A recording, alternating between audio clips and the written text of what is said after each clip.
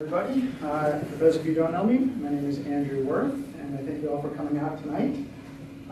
Very pleased to be giving a talk about morphogenesis and the works in the show. I will be doing a little bit of a brief biography and go over my painting process, how it is that I make these paintings. I'll tell you a little bit about what morphogenesis is, and along the way I'll be describing many of the different works in the show, and then I'll open things up for questions. First, I'd like to just thank the Monmouth Museum for inviting me to be a part of the New Jersey Emerging Artist Series. It's a real honor to be able to show my work in this space and to be able to talk about my work for all of you who are here tonight. I do have some New Jersey credentials. I've spent most of my life living in New Jersey. As a young child in Freehold, then I went through high school in Teaneck, and then after college I lived in Edison, Scotch Plains, and Somerset. And for the last 11 years or so, after a little tour in New York City, my wife and I have been living in Princeton Junction. Now, I have to say that art was not always part of my plan, of my career plan. In fact, although I did take art classes in junior high school and high school, my focus was really on computers. And in fact, I had my first job programming computers before I turned 13. So I was doing this for a long time. And that led me to Carnegie Mellon for college, where I majored in computer engineering and then got a master's in information networking. And out of college, I first worked at Belcor, where I did software development for large-scale telecommunication systems, and then moved on to CNET, which was an early pioneer internet media company, where I helped to build some of the software that ran their websites. But after a pretty intense stretch at CNET, I was feeling completely burned out. I decided I needed to make a big change, so I moved to Manhattan. And my goal was to figure out what I wanted to do with the next phase of my life. And that included taking a lot of courses. I kind of wanted to give myself the liberal arts education that I really didn't get studying engineering at Carnegie Mellon. So I started taking all kinds of courses: cognitive science, philosophy, a few art classes. And a couple of the classes that really kind of got me going on art. One of them was Drawing on the Right Side of the Brain, based on the book by Betty Edwards, a book that I had for a long time, and it kind of worked through a little bit, but it wasn't until taking the class forced me to go all the way through it that I really started to rekindle a love of drawing. And it's a fantastic book because it teaches you, and the course was great, it teaches you how to see and how to translate what you see onto paper. Similarly, I started taking some photography classes. And living in New York and taking photography was fantastic because it completely changes how you walk around the city and see things differently. Everything suddenly starts to be shape and form and color and composition. This is one of my favorite photos that I took while on my honeymoon in Spain. While I was in the city, I started taking art classes all over the place. One of the great things about New York is that you can pick and choose from all of the different art schools. And I did a year of drawing at the Art Students League, and then I also did tons and tons of different courses at School of Visual Arts, New School, Cooper Union, a couple of them at 92nd Street Y, and a few others. All different kinds of classes, from technique classes to art history classes. I took this class, Viewing Art Intelligently, maybe 7 or 8 times over the course of 6 or 7 years. It's a class where you learn from the exhibits that are going on in the city. And it changes every semester depending on what's going on in the galleries. And you go and see the shows, and then the instructor kind of tells you where they all fit from an art historical perspective. And after taking all these classes, I decided this is something I really enjoy doing. And so I became an artist, and this is what I'm doing full time now. Although I like to paint representationally and draw representationally, as you can tell from this show, most of my work is abstract. And one of the questions that I often get is, how did I come about to paint in this particular style? Well, I was taking a class of abstraction at the 92nd Street Y, and one of the assignments that we were working on was the instructor put these vases and cubes and planters in the middle of the table, and we were all supposed to make an abstract painting from that. And I was getting incredibly frustrated. I just didn't like the way it was coming out. The colors were wrong.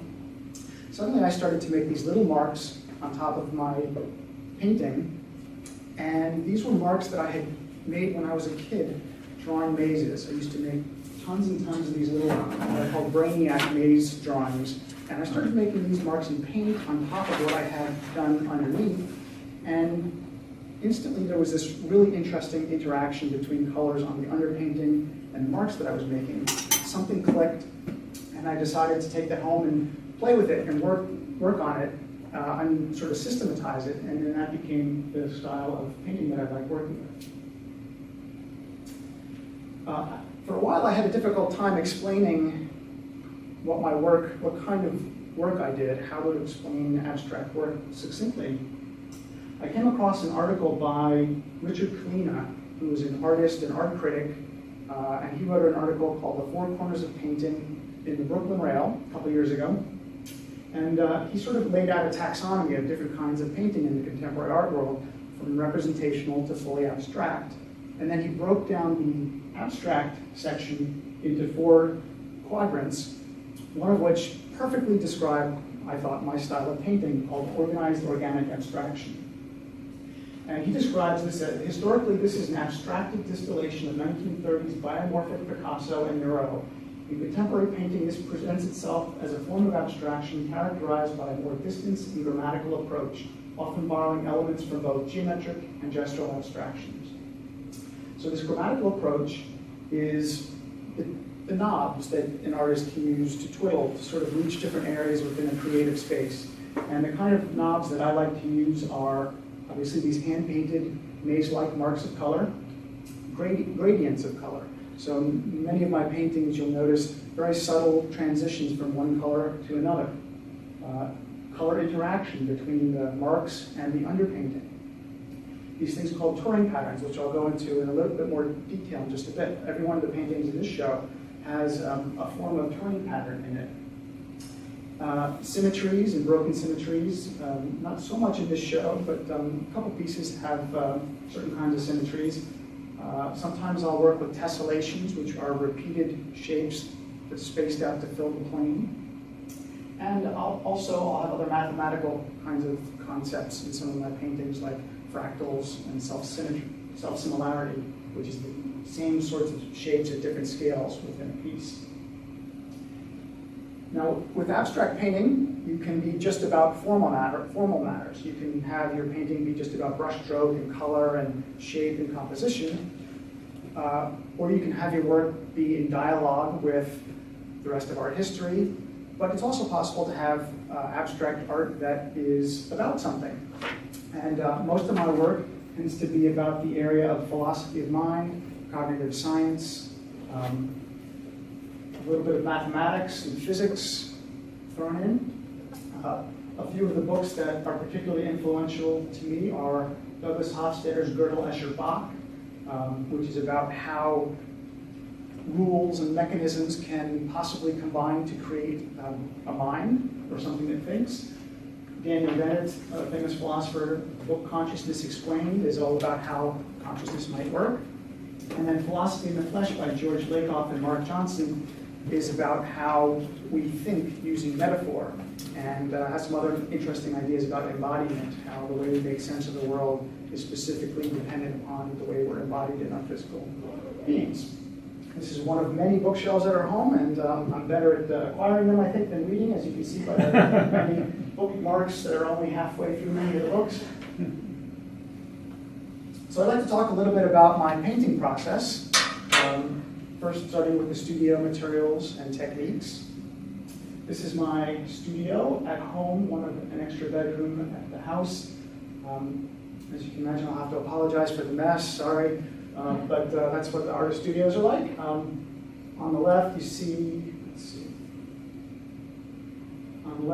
I have a gray wall here. This is, I painted the wall Kodak gray color, which is a very well-known calibrated color, so that when I want to photograph my paintings, I put them on that wall, and I can make sure that my colors are very accurate. I have my television here, so I can watch the TV while I'm painting. Over on the right is a little storage rack for some of my older paintings, more books over here. I'm going to zoom in on the easel. Where you can see my palette here. This is a maul stick, which I use to keep my hand steady. It's made from an old curtain rod, which happens to work great. It links right around these little hooks on top of the easel so I can extend it and shorten it and keep my hand steady as I'm painting. And my paints. I paint in acrylic paints. Acrylics happen to work really well for the style of painting that I do, which is, it helps that the paints dry very quickly so that I don't get my hand in them, or I can do layers quickly without having to wait a long time for them to dry. I occasionally experiment with different manufacturers, although primarily I like to work with golden acrylics. Most of the paintings in this show are on aluminum composite panels, ACP. Often I'll call them Dibond, because Dibond is the manufacturer of the most common type of aluminum composite panel. And these are two thin sheets of aluminum sort of sandwiched around a plastic core that makes they're typically used for outdoor signage, which means they're a really excellent support for fine art purposes because they're very sturdy, they're relatively light compared to their size. I can't put my knee through them accidentally like is possible sometimes with masonite panels. Also, just from a formal point of view, I like the fact that they're very flat and don't really have any edges. So the painting is right on the surface. Any depth that you see is clearly optical based on the painting rather than something three-dimensional with the support. I like the way that they float off the wall. I have all the panels mounted on 3/4 inch aluminum rods so that they sit off the wall in this contemporary style. I also like the fact that the aluminum allows me to work with either an opaque or a translucent background. So if I want, I can tone the panel with white gesso and start like a traditional painting. Or I can work with a transparent underpainting. And then you'll see the aluminum reflect through the color, and you can get this incredible burst of really chromatic colors. So this painting over here, if you catch the light just right, there's a really strong purple. This one up here has the same kind of thing where, depending on how you catch it, you get a really bright underpainting that comes through.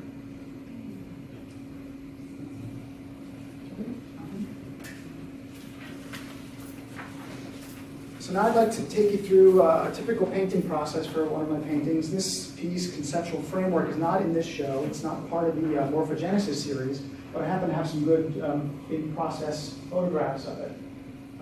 This is one of the tessellation paintings that I described, where there's a repeated pattern throughout the plane, starting with the blank panel. I then tone the panel with an underpainting, and in this case, because it's a geometric painting, I decided that the easiest way for me to get my design drawing onto the panel was to cut out shapes and repeatedly trace them onto the panel. And that ended up with the underpainting with my drawing on it. Then using lots of masking tape for this piece because it had hard edges, I started work on the rest of the underpainting, sort of the first underlayers of the piece. This is the completed underpainting. And then I begin to make those thousands and thousands of little hand-painted brush strokes on the painting. This is the first half of them, and this is the second half until I finish the piece. And I'll be going into that a little bit more later in the demo. Alfred Whitehead, mathematician and philosopher, says that art is the imposing of a pattern on experience, and our aesthetic enjoyment is recognition of the pattern. So speaking of patterns, you've heard me mention a couple of times these things called Purring Patterns. Let me tell you a little bit about how I came to be using them in my artwork. Around 2006, I started making a couple of paintings where I had these freehand drawings where there was a very even balance between positive and negative shapes. And I really liked that as a framework for my paintings.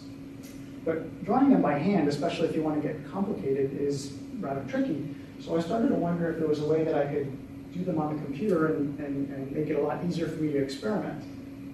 I found out, sort of stumbled upon an approach in Photoshop where I'm able to generate these Purring patterns on the computer and use them for my designs. I thought I was pretty clever, but it turned out that this process has been well known and had been described before. So The name Turing pattern comes from Alan Turing, who you may know from the movie Imitation Game, if you're not a computer scientist, starring Benedict Cumberbatch. He's a British mathematician, has a local tie-in. He got his PhD in Princeton. The movie Imitation Game was about his work during World War II, where he helped the British to crack the German Enigma cipher during World War II. He's most well known for his being one of the fathers of computer science, for his theories of computation, the Turing machine, which is a generic model of how computation works, and his Turing test, which is a way of determining whether an artificially intelligent computer might be considered to be thinking. But he also wrote, late in his life, a paper called The Chemical Basis of Morphogenesis, which turned out to be really the beginning of the field of mathematical biology. And what Turing suggested was that if you have a like a substrate or a surface, and you have these things that he called morphogens, and they spread throughout the surface in just the right way, and they interact with each other. Let's say you have two of them, and one of them activates and the other one inhibits the spread of the other one. And if you get that set just right, you can get pattern formation that looks like this. And this is what is called a Turing pattern. This word morphogenesis comes from the Greek morphe, I don't know if that's pronounced right, but meaning form or shape, and genesis, obviously the beginning or origin. And it's the development of form and structure in an organism. So Turing thought that this process might be responsible for things like limb formation. If you look at your fingers, you've got a positive, negative, that possibly that kind of process in developing embryo could be responsible for much of the formation that we see in nature, and that it might be responsible for a lot of the kinds of patterns that we see, such as stripes on a zebra or a leopard, beautiful patterning on this giant pufferfish.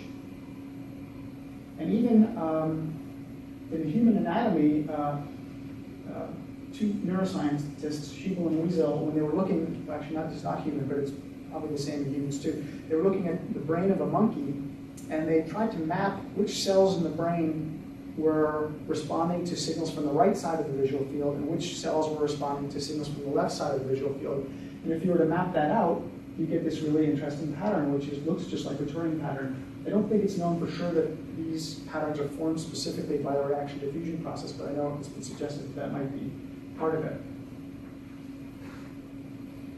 So it turns out that creating these patterns in Photoshop is very easy.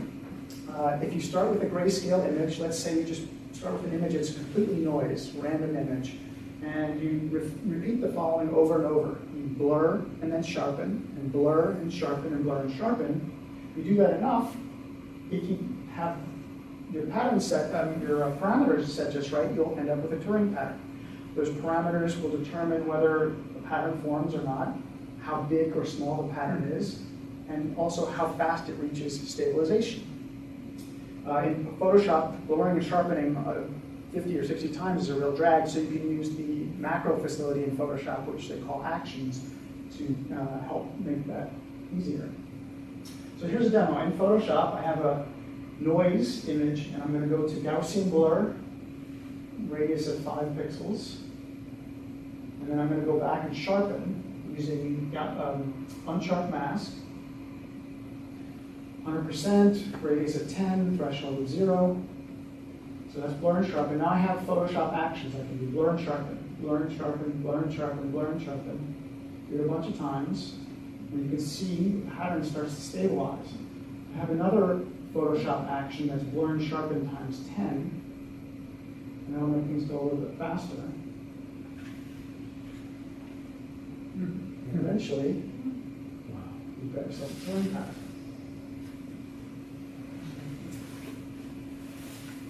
So that's a lot of fun to play with.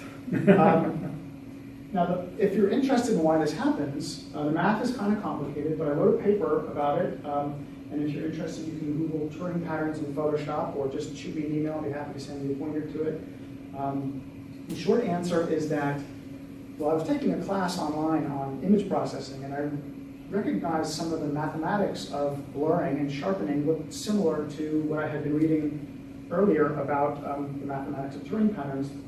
And it turns out that blurring and sharpening, if you sort of add them up the right way, you get the exact conditions necessary for Turing patterns to form, which is long-range inhibition and short-range activation.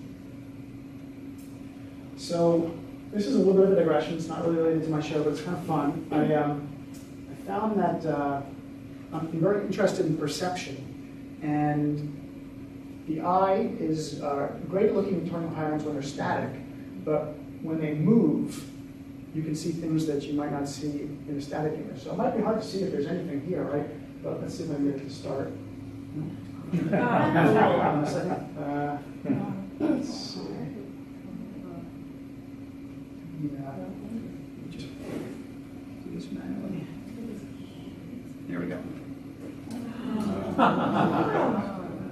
So this is a little video I shot in downtown Princeton, panning the camera around. You can see people walking very clearly. You can see the cars going by. This is Witherspoon and Nassau Street. You can see the no turn on red sign. Kind of makes it so it's really interesting to see how the brain, even when you're looking at what looks like completely sort of random patterns, is able to make remarkable sense once you have motion in the picture.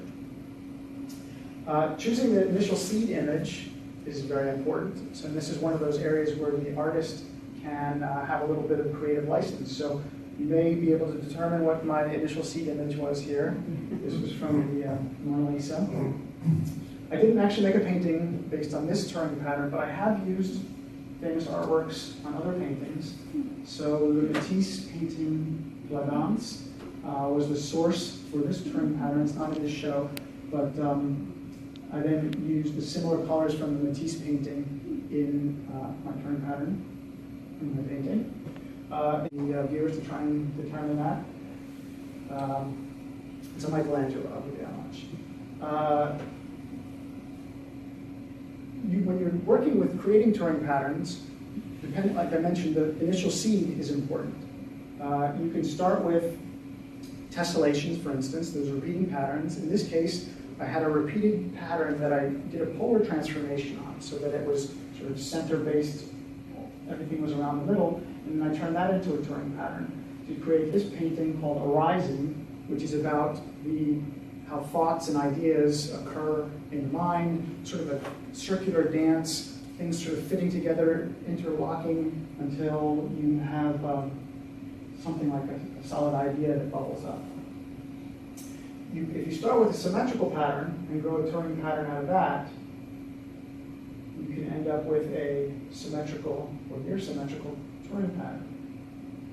So that's the type of process that I used on this painting, which is right over against the wall there. Growing corners. This is one piece in the show that's not really about philosophy of mind. This is, I was listening to jazz and was thinking about Thelonious Monk and how something a little bit not quite symmetric would be right for that. While you're working in Photoshop and making these Turing patterns, you can apply all kinds of different filters to get different effects. So twirl is one that I like to use a lot because I sort of like to have a spin around the center of the painting. This was a piece I was thinking about time called The Experiential Now, and I like the way the image sort of reminds me of one of those Edward Muybridge frozen photograph series of a person running. And I don't know if you can see that or not, but that was sort of my thinking and making this piece about time. In seeing it through, I used the Spherize filter, which is one that sort of bulges the pattern out to give me something like a Vasarely type effect. Seeing it through is inspired by a book by Thomas Metzinger, philosopher, cognitive scientist, I think, about the book's called The Ego Tunnel, how the way we see the world is through this, our sense, we can't detect our own sensory processes, we only can see the result of that. And he calls that the ego tunnel. And in this piece, I was trying to get a sense of kind of tunnel, using some metallic pigments that you can sort of see through and not see through. So that the same Turing pattern bulges forward and bulges backwards. When you are making these patterns, you can stop before you reach equilibrium. So in this painting, I stopped the pattern process before it got to a solid, steady state Purring pattern. And this kind of reminded me of a Feynman diagram in physics, which is about molecular interactions in time going forward and backward. So this piece is called Tangled Time.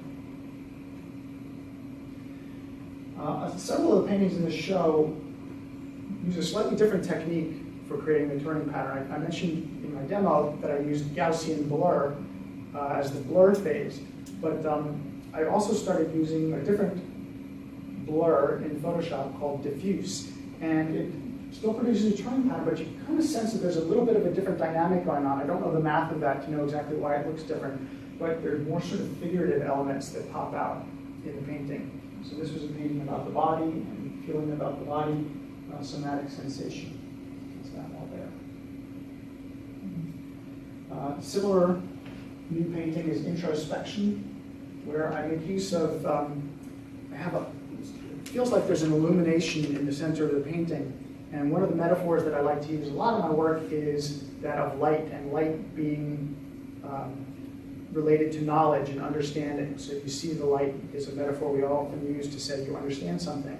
So that sense of illumination is something I like to use whenever I'm thinking about getting a handle on an idea. The painting Intentional Dance doesn't look maybe like it has a Turing pattern in it. And in this painting, I actually projected the Turing pattern onto the ground and used liquid paints that you can pour to fill in the Turing pattern, and then kind of, as the painting was drying, move things around a little bit so that the different layers of color started to blend. It's a different effect. The name Intentional Dance is a little bit of a play on a book and paper by Daniel Dennett called The Intentional Stance.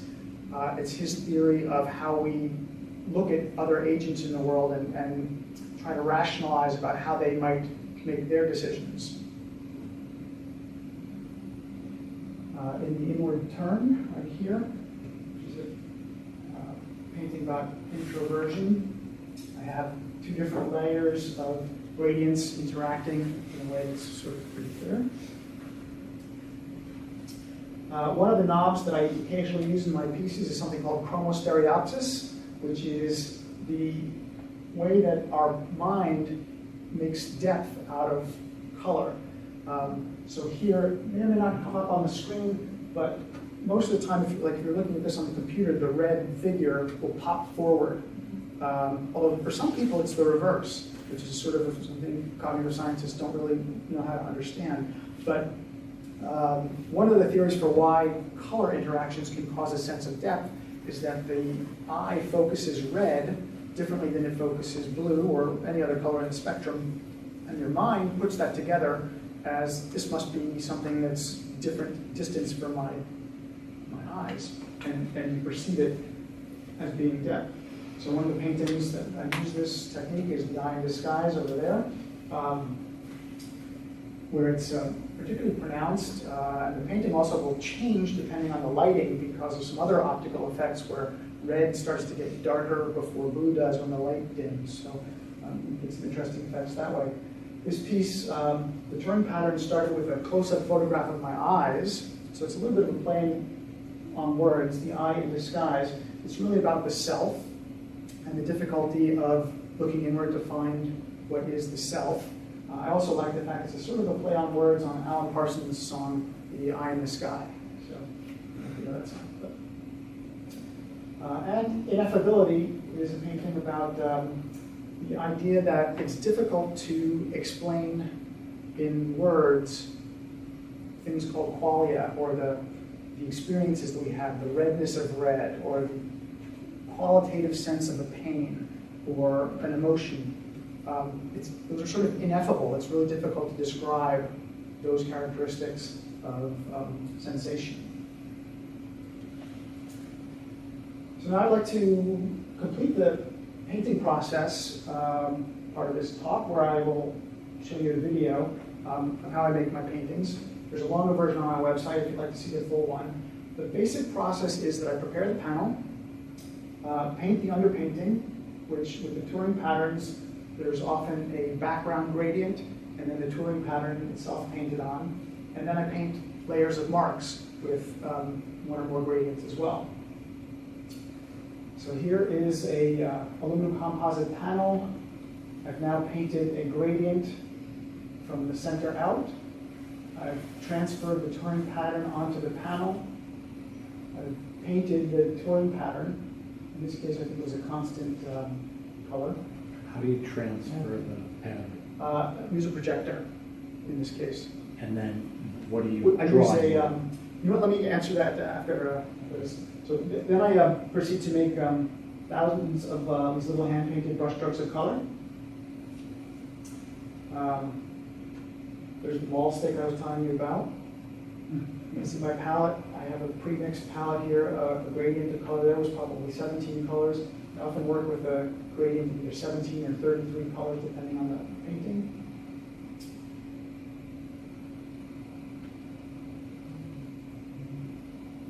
And then it's just a matter of sort of getting into the flow. It's a very meditative kind of process. A lot of times I'll have some nice music on in the background, and working my way through until the painting is finished. So the first set of marks were these gradients of blues to greens. And the next set of marks was a very light violet red, doesn't quite show up on the screen so much, to a dark blue purple. Just painting these over in the back corner there, second from the end.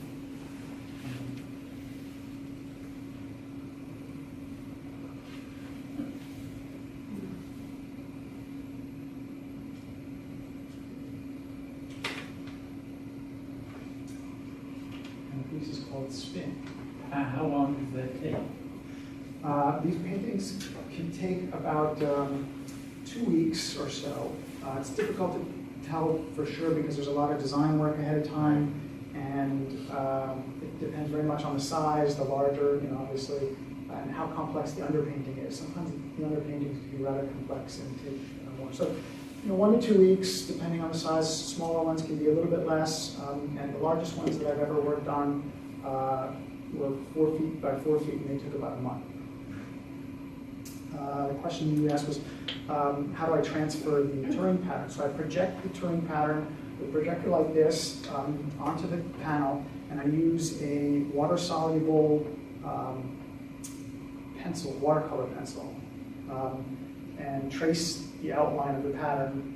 These are these large-scale patterns onto the panel, and then what's nice about that is I can wash that off if I need to because it's a water-soluble. So after I painted maybe the Turing pattern on, I can kind of rub it off with a little bit of water and spray, and my tracing will disappear. And just to make sure that's clear, the Turing pattern is the large-scale pattern here. The little hand-painted marks are just my hand-painted marks, and they're not technically Turing patterns. I wanted to ask you about the little hand-painted marks. When you were doing it, it looked like it was very deliberate. You knew exactly what you wanted to do, and they're not random at all. Is that so? Is that a predetermined pattern? It's not predetermined. At this point, I've done so many of them, I don't really even have to think about filling the space. When I first started doing it, it required a lot of sort of concentration to make sure I didn't kind of run out of space and that things would fit right. And in my earliest paintings, I was really concerned about making sure I didn't close off any paths. And in fact, I still don't think I ever close off any paths in the paintings, but I wouldn't really be so stressed about it if I did these days. You use the same little pattern in all paintings? Yeah. I've had 1 or 2 where I used something slightly different, maybe where for sort of meaning purposes, I used hard edges, little curves. But almost all of them have been this pattern. When you're putting down your background color, are you using brush, spray? It's does it vary? almost always a brush. Some of the paintings, I've probably used a roller. Oh, yeah. Every once in a while, I've probably used paper towels or something to wipe it out. But most of the time, it's brush. Well, that was good because that was I was going to ask for questions. Yes. Do you glaze in between the layers? Occasionally I do. Some of the transparent underpaintings, so let's say this painting here, I started with probably 2 or 3 layers of a really transparent but high chroma fluid acrylic, the golden high flow acrylic. And I don't remember if I used a roller or a brush for that. And I did 3 layers of that. I have done paintings, I don't think any in this show, where all of the marks are the same exact color, but in between some of the marks, I keep painting layers and layers of glaze. So I might start with a high, very light green, make a bunch of marks around the panel, then paint a very lightly transparent red glaze over the entire panel. And what that does is that pushes all of the marks down physically and optically, because it makes those bright blue marks turn a little bit darker. And then I'll paint some more marks, put another layer of glaze on it, put some more marks, another layer of glaze. I've done that, I don't know, maybe half a dozen different paintings.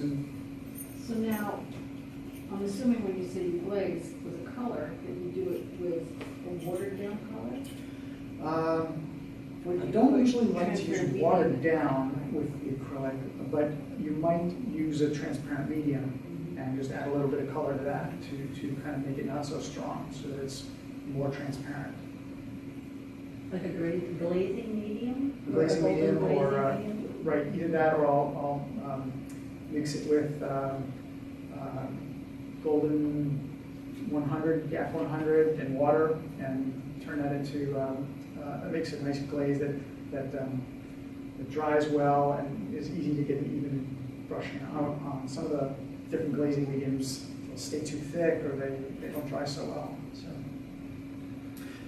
Excuse me, what did you just say you used after the glazing medium, but then you mentioned something else, which I didn't. Occasionally what I'll do is I'll make a transparent paint by taking the golden soft gel. I guess it's it's golden soft gel, adding some color to that with some water and stirring that around, giving it a good blend. And that gives you a nice transparent medium to work with when you want to fill in a large space and have it dry nice and solid. It's so smooth. Yeah, thank you. Yes. You apply the gesso straight on the aluminum? No, you don't do it, just apply it. That's a great question. With Dibond panels, the Dibond panels have a baked-on polyester lacquer onto them, so that the aluminum is technically not exposed. And the way that I prep the panels is by very lightly scuffing them with just a kitchen sponge, just enough to get a little microscopic abrasion on the baked enamel.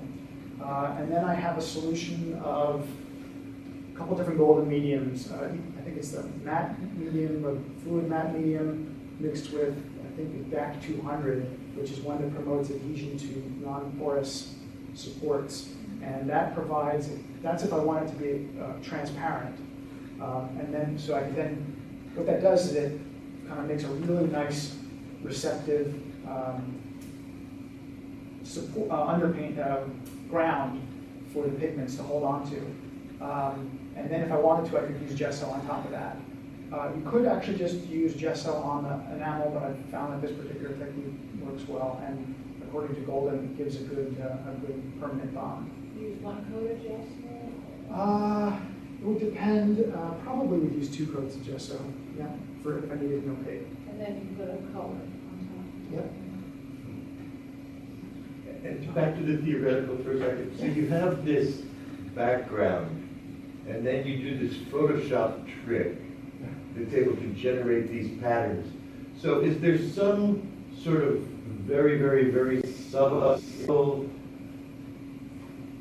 invisible to the eye pattern that you're able to tease out by doing this Photoshop trick, for lack of a better? You can definitely, in this show, I don't think any of the paintings will have the original source material still visible in any sort of reasonable way, but I have done that on some paintings. Probably most of the ones in this show I started from a random noise image and worked with a a Turing pattern that formed out of that, and then did manipulations of like twists and turns and pulls and pushes to get the kind of final effect. But I have done paintings like where I used a self-portrait as a starting point, and if you just looked at it, you might not see it, but then if you kind of like blur your eyes, you would definitely see it. And especially if I put it right next to the portrait, you would see the tie-in. Like that Matisse painting, you know, if you just looked at it, you probably wouldn't see the Matisse in it, but then if you see it right next to the Matisse, you can see where the Turing pattern shapes follow the flow of the Matisse painting. That's me. So which one is the neglect? Next question.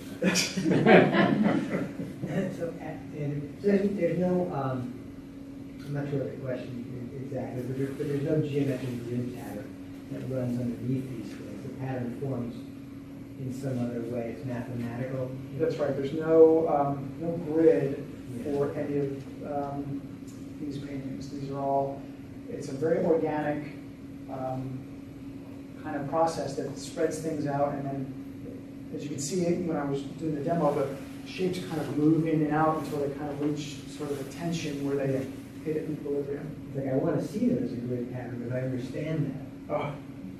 But I know that there isn't one, and you know, that's hard for me to. Well, I have a painting, it's not in the show, sold a couple of years ago, called Idea Formation, where I worked starting with a grid as the initial seed, and that ended up with a very regularized grid like Turing pattern. So it's less biomorphic than the paintings in this show.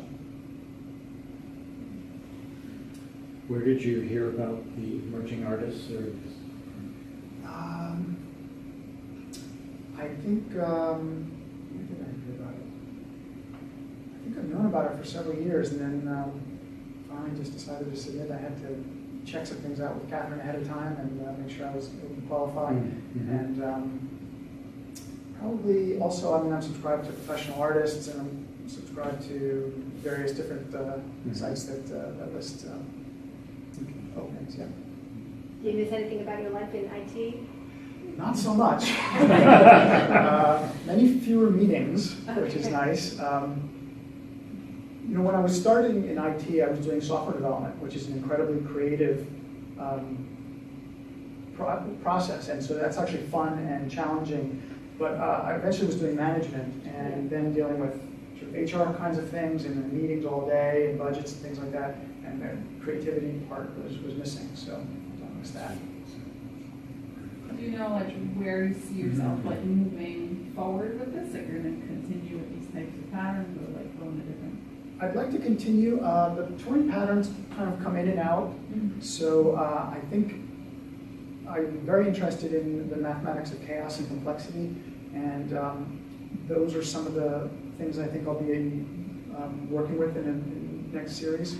But it's fun working with the Turing patterns, and I keep kind of coming up with new sort of ways of getting things into them. So if you look on my website, though, you'll see I have other paintings, a number that don't have the Turing patterns. They still have the hand-painted marks, but they're not the Turing patterns.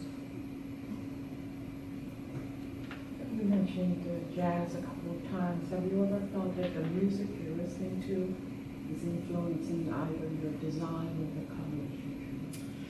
It's not influencing the design or colors, because by the time I'm painting, I've pretty much gotten that all designed ahead of time. I do feel like sometimes the music that I might be listening to might be influencing how easy it is for me to make a painting. So if I'm listening to news channels, sometimes it's fighting against me. And if I'm listening to a Mets game and they're losing, the same thing. But if I'm listening to jazz or some other music, that you can really get lost in it and the flow. And if you get the paint just at the right texture and your brushes just at the right level of scruffiness and smoothness, things move better and faster, and you can really get into a flow working on the painting. How do you decide the colors? A lot of trial and error, and one of the things about working in Photoshop is that I can try a lot of different color combinations out ahead of time, because doing the paintings is labor intensive and takes a lot of time to kind of get an effect. So I have a couple of techniques where in Photoshop I can try out color combinations and see if it's going to work, and most of the time that translates fairly well into paint. Occasionally the colors will be determined by the kind of meaning that I want to put into a painting, but also often it's formal considerations. I happen to like the way it looks because in the end that's really what I'm going for. I want the painting to look good. Beautiful. Thank you. I noticed you had a brush grip on your brush, and I'm wondering if you, with all those little marks, if you get hand cramps. Yeah. I changed it from that. It was like a little mat that I rolled around the brush. Now I'm using a styrofoam ball that I can stick the brush through and cut a little wedge out for my thumb, and it kind of even lets me hold the thing more like this, like a ball, rather than this, which is really, it's tiring. It still gets tiring, so I do have to take a lot of breaks. Sure, you're trying on copper? I have not done, did I do copper? I think I have one painting maybe that I did do on copper. But I'm not positive. It might actually be aluminum that I painted copper. So I have done a couple actually on aluminum panels, small ones. I don't remember right now. Have you painted on copper? No, it's like people that do. Yeah. Well, Because you're talking about letting the aluminum show through, Right. they let the copper show. right. And you want to make sure that it doesn't probably tarnish or oxidize or whatever copper does. Yeah. So I didn't have to coat it right away, yeah. But obviously some people have painted on copper that's lasted 500 years, so it can make it work. Yeah. Done any as metallic drawings instead of with paint? Say it again? Have you ever done any as drawings Drawings. on metal? No, I don't think so. Yeah, kind of. No, I mean, I've done, just graphite drawings of these patterns for years. But. Okay, well, thank you so much. I really appreciate you all coming out. If you'd ever like to reach me,